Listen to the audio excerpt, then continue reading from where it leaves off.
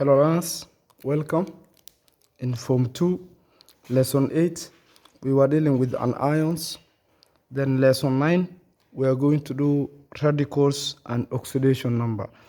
So let's start first of all, what is a radical or radicals? So radicals are a group of atoms with a net charge that react and exist as a whole unit during chemical reactions. Okay, for us to know the definition, let's get one example of a radical. Example of a radical includes sulfate. It is written SO4 then 2 minus. So a radical is a group of atoms. For example, here it's made up of sulfur and also oxygen atom. So it is a group of atoms with a net charge. It's having a net charge of 2 minus that react and exist as a whole unit during chemical reactions. So during chemical reactions, they are going to take or to exist as a whole unit. Okay, let's get some examples of radicals. They include sulfate ions, which is written SO4 2 minus. Then we have a nitrate ion, which is written NO3 minus. We're having an ammonium ion, which is written NH4 plus. Then we're having hydroxide ion, which is written OH minus. But apart from this, we have several other radicals, which include carbonate ion. So carbonate ion. So carbonate ion is written CO3 2 minus. It's made up of atoms of carbon and oxygen with a net charge of 2 minus. So others that we don't have here include maybe phosphate ions. So phosphate ion is written BO4 then 3 minus. That means it's made up of atoms of phosphorus and also oxygen with a net charge of 3 minus. Okay, what is a radical? We said radicals are a group of atoms with a net charge that react and exist as a whole unit during chemical reactions. So we are told radicals are polyatomic. What does that mean? Polyatomic. They mean they have more than one atom. Poly means more than one. Okay. We are told the valence of a radical is the same as the value of its charge. For example, how do you write sulfate ion? SO4. That means the charge you have there is 2 minus. That means the valency of sulfate ions will be 2. So I told the valency of a radical is the same as the value of its charge. Okay, has a valency of 2 because the charge of sulfate ion is 2 minus. And ammonium ion is written NH4 plus.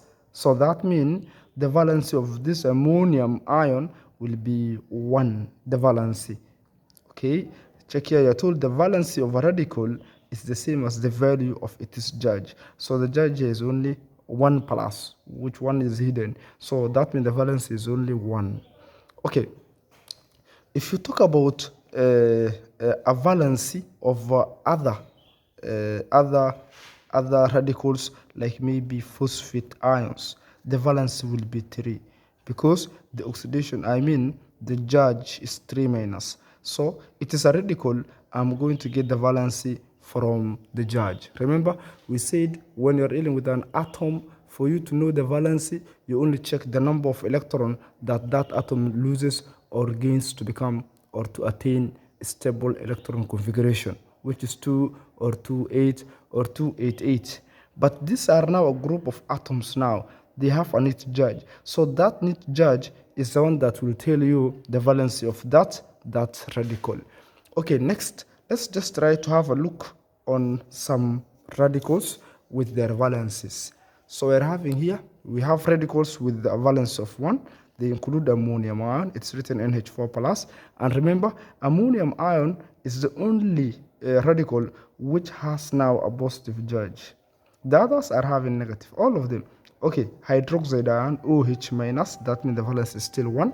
Then we are having nitrate ion, the valence is 1. Hydrogen carbonate, which is written HCO3 minus, has a valence of 1. This is now a group of atoms like hydrogen, carbon, and oxygen. They have a net charge of -1. 1 minus. Hydrogen sulfate, the same. The valence of one radicals include carbonate ion, which is written CO3 2 minus. We have sulfate ions, and we have sulfite ion. Then the radicals with the oxidation, with valence of 3 include phosphate ion, which is written BO4, then 3 minus. That means the valency, you just check on the charge of that radical. Then thereafter, let's go to oxidation number. So oxidation number, we are told elements reacts by gaining or losing electrons. So they are said to acquire a new state.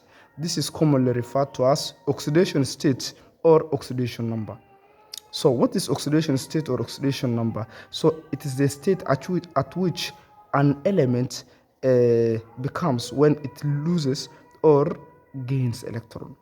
Okay, what is oxidation state? It is the state at which an element becomes or gets when it loses or gains electron. Okay, we are told the oxidation number of an atom shows the number of electrons which have removed or added to get the present state. For example, if we are having like something to do with the magnesium, then I'm having 2 plus. So this 2 plus will be the oxidation number of that magnesium, so it will be plus 2. So this plus 2 is telling us now the number of electrons that this atom or this element has lost, because when you lose, you are given a positive oxidation number, but when you gain, you will be given a negative oxidation number. So we are told they are positive and negative oxidation numbers. So that means if we deal with atoms or elements, metals are given positive oxidation numbers because they lose electron, and when you lose electron, you are given a positive sign. Okay, for example, sodium loses 1 electron. So that means the oxidation number of sodium will be plus 1 because it has lost electron. When you lose electron, you will be given a positive sign due to the fact that the number of protons remains 11, but the number of electrons drop or decrease by 1, which has been lost, making the overall charge or oxidation number to be plus 1. Okay, if you are dealing with nonmetals, nonmetal atoms or elements are having a negative oxidation number because they are gaining electrons. That's making the number of electrons to be more than the number of protons, thereby having a negative charge. So that means a negative oxidation number. Like chlorine, it's having a negative oxidation number of -1. If you are dealing with oxygen, it will be -2 because it gains 2 electrons. Okay, so we are told the oxidation state are written with a positive or negative sign coming before the number, e.g. -2, or you can see +2. Okay, learners, you have to know that the oxidation number of atoms, like for example, if you are talking about magnesium atom, is 0, and that is due to the fact that due to the equal number of protons and neutrons in the atom of magnesium. Remember, magnesium is having 12 protons and also 12 electrons. So if we add these two, that means 12 protons which are positive plus minus 12 electrons which are negatively charged, we are going to get 0. That means the oxidation number of that atom is just 0. So we are told the net charge of an atom is 0 because of the equal number of protons and electrons in the atom. Okay. So for example, if you're having copper like this, that means the oxidation number of this is just 0 because this is atom of copper. It's having an oxidation number of 0. But if you have now copper and you're having plus up there, that means the oxidation number will be +1 because we are told the oxidation state or number are written with a positive or negative sign coming before the number. So 1 is the number, so we have to write positive or negative before the number.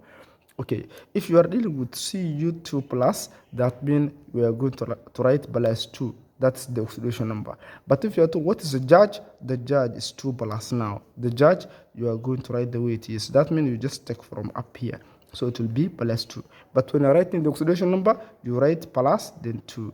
Not 2 plus, like when you're dealing with the charge. Okay. Then lastly, let's just try to have a look on the particles and their oxidation number. So here we are having magnesium ion.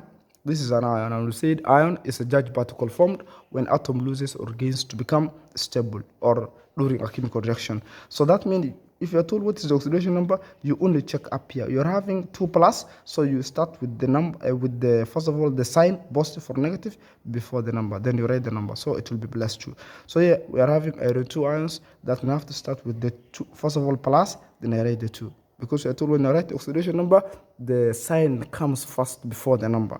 Okay, if I'm having iron 3, that means I have to write plus, then I write 3. So if I'm having H plus, that means I have to write 1, then I write plus. I write plus, then I write 1. So this is how you write oxidation number. So here I'm having copper 1, that means I have to write first of all plus 1.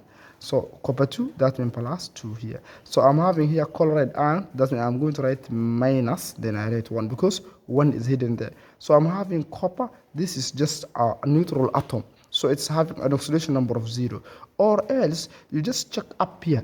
You just check up here. Do you have something here? No. Then that means you have 0 there. You write 0. Check here, magnesium. Do you have up here something? No. So that means the oxidation number of 0. But if you check this magnesium, it was having 2 plus up. That means the oxidation will be plus 2. But if you don't have anything up there, that means the oxidation number will be 0. That means because you are dealing with a neutral atom, or you are dealing with atom. So if you check this hydrogen, you have nothing up here. That means you are having 0. You have to do that. Okay. Lastly, we are saying if you are dealing with a judge, maybe you are dealing with a judge. That means a judge is written now as a subscript. Like you write the chemical symbol of the element, and you are going to write as a superscript, like this. Superscript, with first of all the number coming first before the sign. So if you see x2 plus, that means this 2 plus is the judge for this atom or that element. Okay, if you are this ion, So if you are dealing with the oxidation number of this, it will be plus 2, because we are told when you're writing oxidation, the sign must come first before the number. So learners, you are not supposed to confuse that oxidation state or oxidation number with the judge of an atom. So that's the end of our lesson today.